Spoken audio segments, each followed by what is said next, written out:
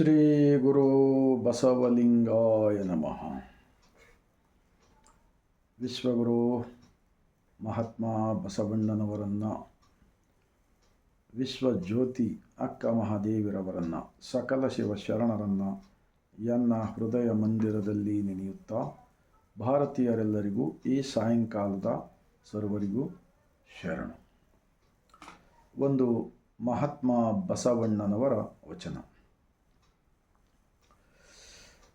ನೋಡಿ ನೋಡಿ ಮಾಡುವ ನೇಮಗಳು ಸಲ್ಲವೂ ಸಲ್ಲವು,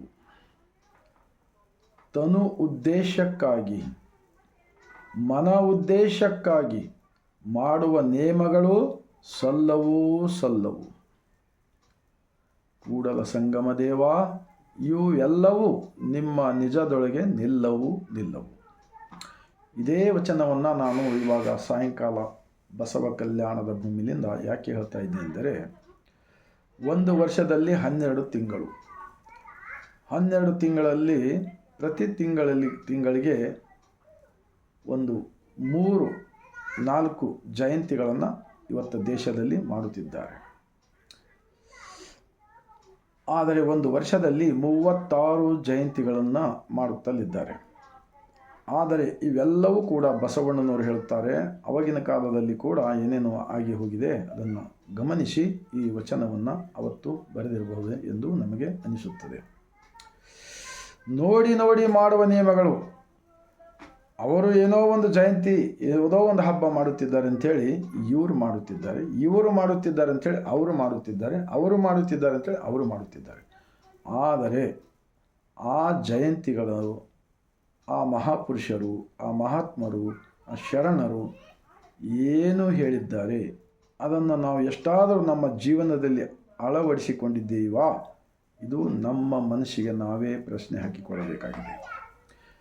ನಾವು ನೋಡುತ್ತಿದ್ದರೆ ಇಷ್ಟೆಲ್ಲ ಜಯಂತಿಗಳಾದರೂ ಕೂಡ ಈ ದೇಶದಲ್ಲಿ ಇಷ್ಟೊಂದು ಜಾತಿಗಳು ಯಾಕೆ ಹುಟ್ಟಿಕೊಂಡಿವೆ, ಇಷ್ಟೊಂದು ಧರ್ಮಗಳು ಯಾಕೆ ಹುಟ್ಟಿಕೊಂಡಿವೆ, ಇಷ್ಟೊಂದು ಮೂಢ ರೂಢಿಗಳು ಯಾಕೆ ಹುಟ್ಟಿಕೊಂಡಿವೆ, ಇಷ್ಟೊಂದು ಹಲವು ದೈವಗಳ ಆಚರಣೆ ಯಾಕೆ ನಡೀತಾ ಇವೆ, ಇಷ್ಟೊಂದು ಕೊಲೆ, ಸುಲಿಗೆ, ಮೋಸ, ವಂಚನೆ, ಬಲಾತ್ಕಾರಗಳು ಯಾಕೆ ನಡೀತಾ ಇವೆ, ಪ್ರತಿಯೊಂದು 5 ಕಿಲೋಮೀಟರ್ಗೆ ಒಂದೊಂದು ವೈನ್ ಶಾಪ್ಗಳು ಯಾಕೆ ಆಗಿವೆ, ಎಲ್ಲಿ ನೋಡಿದರಲ್ಲಿ ತಂಬಾಕು, ಗುಟ್ಕಾ, ಬೀಡಿ, ಸಿಗರೆಟ್, ಇಷ್ಟೊಂದು ಕಸದ ತೊಟ್ಟಿಗಳನ್ನು ಎಲ್ಲ ಕಡೆ ಯಾಕೆ ತೂಗ್ತಾ ಇವೆ, ಇಷ್ಟೊಂದು ರೋಗಿಗಳು ಯಾಕೆ ಆಗ್ತಾಯಿವೆ, ಇಷ್ಟೊಂದು ಪೊಲೀಸ್ ಕೇಸ್ಗಳು, ಕೋರ್ಟ್, ಜೈಲುಗಳು ಯಾಕೆ ಆಗ್ತಾಯಿವೆ, ಇಷ್ಟೊಂದು ಆಸ್ಪತ್ರೆಗಳು ಯಾಕೆ ಹುಟ್ಟಿಕೊಂಡಿವೆ.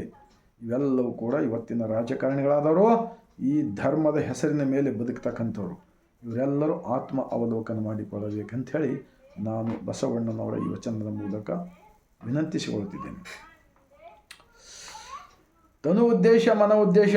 ಪ್ರತಿಯೊಬ್ಬರು ರಾಜಕಾರಣಿಗಳಾದವರು ತಮ್ಮ ಸ್ವಾರ್ಥಕ್ಕಾಗಿ, ದೇವರು ಧರ್ಮದ ಹೆಸರ ಮೇಲೆ ಎಷ್ಟೊಂದು ಮಠಮಾನ್ಯರು ಇದ್ದಾರಲ್ಲ, ಇವರೆಲ್ಲರೂ ಕೂಡ ಇವತ್ತಿನವರೆಗೆ ಇಷ್ಟೊಂದು ಉಪದೇಶಗಳನ್ನು ಮಾಡಿದರೂ ಕೂಡ ಯಾಕೆ ಜನಗಳು ಬದಲಾವಣೆ ಆಗಿಲ್ಲ? ಇದು ಪ್ರಶ್ನೆ ಆಗಿ ಕಾಡುತ್ತಿದೆ ನಮ್ಮ ಮನಸ್ಸಿನಲ್ಲಿ, ನನ್ನನ್ನು ಒಳಗೊಂಡು. ಎತ್ತ ನೋಡಿದರೆ ತತ್ತ ವಿಷದ ವಿಷಯಗಳು ನಡೀತವೆ. ಆ ಕಾರಣಕ್ಕಾಗಿ ನಾನು ಒಂದೇ ಒಂದು ವಿನಂತಿ ಮಾಡಿಕೊಳ್ತಿದ್ದೇನೆ. ಈ ವರ್ಷದಲ್ಲಿ 36 ಜಯಂತಿಗಳು ಮಾಡ್ತಿರಬೇಕು, 72 ಜಯಂತಿಗಳು ಮಾಡ್ತಿರಬೇಕು. ಆದರೆ ಬಸವಣ್ಣನವರ ಒಂದೊಂದು ವಚನಗಳು ಯಾರ್ಯಾರು ಈ ಧರ್ಮದ ಬೋಧನೆ ಮಾಡ್ತಕ್ಕಂಥವ್ರು ಎಷ್ಟೊಂದು ಮೂಢ ರೂಢಿ, ಎಷ್ಟೊಂದು ಮೂಢ ಆಚರಣೆಗಳನ್ನು ತೆಗೆದಿದ್ದೀರಾ, ಎಷ್ಟು ಜನಗಳು ಏಕದೇವ ಉಪಾಸನೆ ಮಾಡ್ತಾ ಇದ್ದೀರಾ, ಎಷ್ಟೊಂದು ಜನಗಳು ದೇಹವೇ ದೇವಸ್ಥಾನವಿದೆ ಎಂದು ನಂಬಿ ಆತ್ಮಸಾಕ್ಷಿನಿಂದ ಬದುಕುತ್ತಿದ್ದೀವಾ? ಇದನ್ನು ನಾವು ನಮ್ಮ ಮನಸ್ಸಿಗೆ ನಾವೇ ಪ್ರಶ್ನೆ ಹಾಕಿಕೊಳ್ಳಬೇಕು. ಆ ಕಾರಣಕ್ಕಾಗಿ ಇಷ್ಟೊಂದು ಮಾಡುವ ಅವಶ್ಯಕತೆ ಇದೆನಾ? ಈಗ ಇನ್ನೊಂದು ಬಸವಣ್ಣನವರ ವಚನ. ಕಳಬೇಡ, ಕೊಲ್ಲಬೇಡ, ಹುಷಿಯೇ ನುಡಿಯಲು ಬೇಡ, ಮುನಿಯಬೇಡ, ಅನ್ಯರಿಗೆ ಅಸಹ್ಯ ಪಡಬೇಡ, ತನ್ನ ಬಣ್ಣಿಸಬೇಡ, ಇದಿರ ಹಳಿಯಲು ಬೇಡ. ಇದೇ ಅಂತರಂಗ ಶುದ್ಧಿ, ಇದೇ ಬಹಿರಂಗ ಶುದ್ಧಿ, ಇದೇ ನಮ್ಮ ಕೂಡಲ ಸಂಗಮ ದೇವನನ್ನು ಒಲಿಸಿಕೊಳ್ಳುವ ಪರಿ. ಈ ಒಂದೇ ಒಂದು ವಚನ ಎಷ್ಟು ಜನ ನಾವು ಫಾಲೋ ಮಾಡ್ತಾ ಇದ್ದೀವಿ ಎಂಬುದು ನಾವು ಆತ್ಮ ಅವಲೋಕನ ಮಾಡಿಕೊಳ್ಳಬೇಕಂತ ಹೇಳಿ ಈ ಸಾಯಂಕಾಲ ಈ ಬಸವಣ್ಣನವರ ಅನುಭವ ಮಂಟಪದ ವಿಚಾರದೊಂದಿಗೆ ನನ್ನ ವಿಚಾರವನ್ನು ಸಮಾಪ್ತ ಮಾಡುತ್ತಿದ್ದೇನೆ. ನಾನು ಕೂಡ ನನ್ನಲ್ಲಿ ಕೂಡ ಏನಾದರೂ ತಪ್ಪು ಇದ್ದಿದ್ದೇ ಆದರೆ ನಾನು ಬಸವಾದಿ ಶರಣರ ವಚನಗಳ ಮೂಲಕ ಒಂದೊಂದಾಗಿ ಕಡಿಮೆ ಮಾಡಿಕೊಳ್ಳುವ ನಾನು ಕೂಡ ಪ್ರಯತ್ನ ಮಾಡ್ತಾ ಇದ್ದೀನಿ.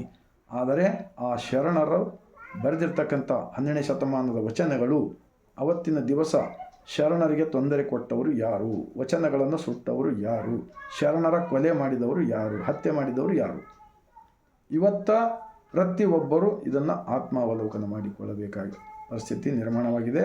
ಆ ಕಾರಣಕ್ಕಾಗಿ ಇದು ಬಸವಯುಗ, ಬಸವಾದಿ ಶರಣರ ವಚನಗಳು ಪ್ರತಿಯೊಂದು ಗ್ರಾಮ ಪಟ್ಟಣಗಳಲ್ಲಿ ಚಿಂತನೆಗಳನ್ನು ನಡೆಯಬೇಕಂಥೇಳಿ ನಾನು ವಿನಂತಿಸಿಕೊಳ್ತಾ ಮತ್ತೊಮ್ಮೆ 145 ಕೋಟಿ ಭಾರತೀಯರಿಗೆ ನಾನು ವಿನಂತಿ ಮಾಡಿಕೊಳ್ತಾ ಇದ್ದೇನೆ, ಪ್ರತಿಯೊಬ್ಬರಿಗೂ ಈ ವಿಡಿಯೋ ತಲುಪಲಿ ಅಂಥೇಳಿ